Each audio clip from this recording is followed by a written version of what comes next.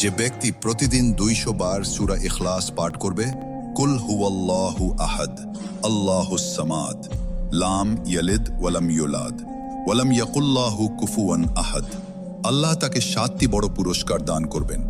Number 1, 300টি রহমতের দরজা খুলে যাবে, এর মধ্যে একটি দরজাই যথেষ্ট। নাম্বার 2, 300টি আজাবের দরজা বন্ধ হয়ে যাবে।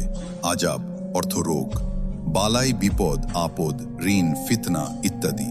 নাম্বার 3, 300টি রুজির দরজা খুলে যাবে, আল্লাহ তাকে এমন জায়গা থেকে রুজি দান করবেন যা সে কল্পনাও করতে পারবে না। নাম্বার 4, 66 বার পবিত্র কুরআন তেলাওয়াতের সওয়াব পাওয়া যাবে। নাম্বার 5, জান্নাতের সোনা, রূপা ও ইয়াকুতের বৃষ্টিপ্রাসাদ ও নির্মাণ করা হবে। নাম্বার 6, 2000 রাকাত নফল নামাজের সওয়াব পাওয়া যাবে। নাম্বার 7, আল্লাহ তাআলা তাকে নিজের এলম ও ধৈর্য দান করবেন। প্রতিদিন মাত্র 15 থেকে 20 মিনিট সময় দিয়ে 200 বার সূরা ইখলাস পাঠ করার অভ্যেস করুন। এতে রুজির দরজা যেমন খুলবে, তেমনি আল্লাহর প্রতি ভালোবাসা ও ইখলাস তৈরি হবে।